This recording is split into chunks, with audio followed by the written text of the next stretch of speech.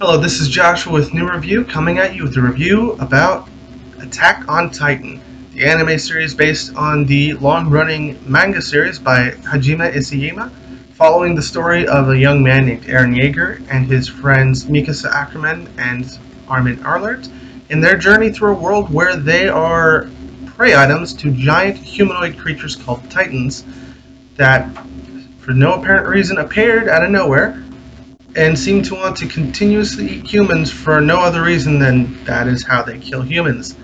Um, for the for as I said, this series is based on a manga by Hajime Isayama, and it's a really interesting concept because it's basically asking the question, what would it be like if you were in a world where you were constantly attacked by creatures that seemingly looked like you, but you couldn't really communicate with. And it's actually really interesting because he got the idea while fighting a drunk person.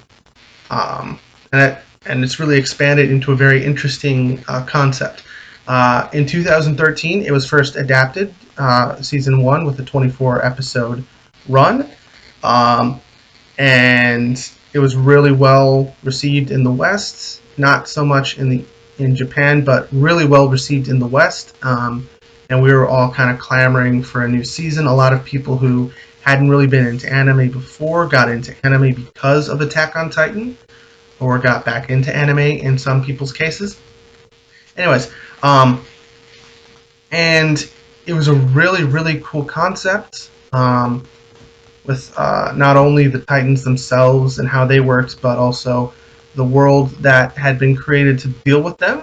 And like I said, it first aired in 2013, and this year, 2017, season two finally came out, and they kind of upped the ante on the stakes. And I'm just going to do a basic overview of the season. Since the season in Japan is over. It's not so much over in America because they're still releasing the dubbed version. Um, but anyways, so the season starts out uh, basically where the first season left off. We see this giant eye in the wall, and immediately the leader of the Church of the Walls tells the scout regiment that they need to cover it up before the sunlight hits it. Because in their world, if a titan is touched by the sun, it starts to move because sunlight is how they gain sustenance, instead of eating people. Um, and so, if a giant titan were to start moving, it could do a lot of damage, and could start a chain reaction with all the titans in the other walls, which is the implication, starting to move and that would not be good for humanity, uh, as far as we know.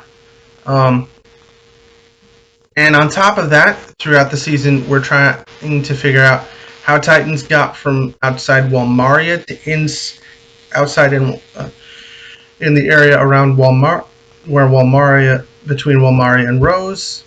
Um, from there into Walrose, which had been considered a safe zone for humans, because at the beginning of the season, Titans suddenly appear within the confines of Walrose, and obviously they have to evacuate everyone, and obviously they have to deal with the Titans that are in the wall and try to find the breach and try to patch it up. Um, and it's interesting because instead of going through a gate, it appeared that Titans had come through a hole in the wall, which, if you take into account the fact that Titans are in the walls, that would be even more dangerous. Um, but the entire time, we only see a few Titans, or a few dozen or hundred Titans. Um, and over the next few episodes, they're subsequently dealt with. And for a while, they're all confused because they're checking Walrose and they don't see a breach anywhere. Um, and after the third episode, after the fourth episode, when a lot of the main characters reunite, and rescue a bunch of their friends, um, there are no more Titans seen. Um, And so for a while, they're trying to figure out what's going on, why this happened. And actually, one of the main characters had lived in the area where the Titan appearances started. And when they visited his village, it was destroyed, but there was no blood or body parts or anything anywhere. So everyone was like, they got away. But the horses were still there, so everyone was still confused. Um, as the season progresses, we figure out that three of the main characters are also able to turn into titans. One is Ymir, who is this kind of mysterious girl who's hanging out with another main character a lot, named Krista, um, who we later find out is a member of the royal family in some way. It is implied that she is not a legitimate member of the family, i.e., the product of a marriage. Um, it is implied, at least it's not really stated outright. Um, Additionally, Reiner Brown and Beltoth Hoover are revealed to also be Titans, but they're aligned with Annie, who had come with them into the wall to kind of kill off everyone in the walls, which they started to do by breaching Wall Maria and attempted to do by breaching Wall Rose during the first season. Um, that didn't end so well, obviously, because there's still people alive in Wall Rose. Um, so they figured out that these people are part of the enemy, and they don't really know who this enemy is because that's kind of left in the air. Ymir nearly tells Eren, but she's threatened and she kind of clams up.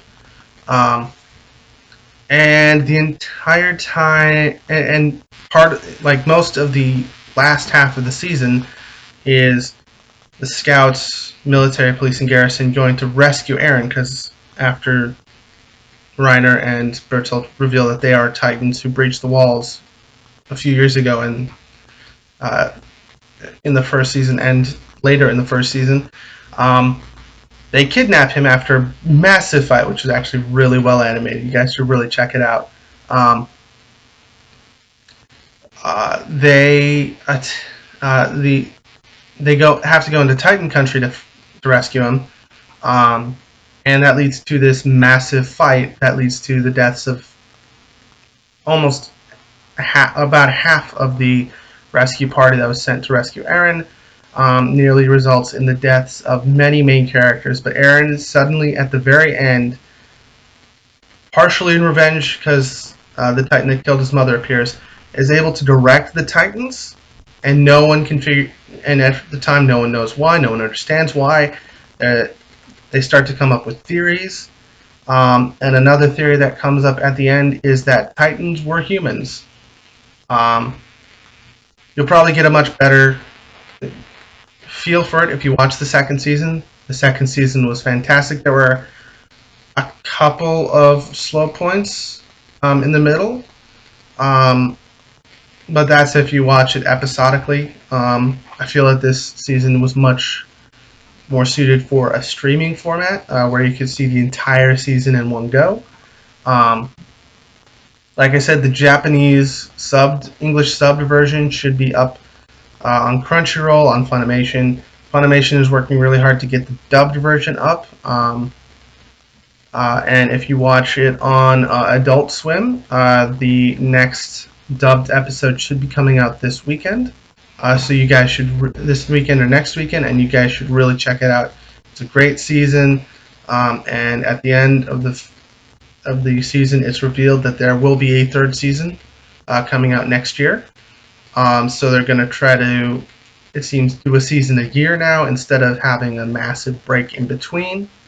And so that should be really awesome. This is Joshua with New Review on the new review of Attack on Titan.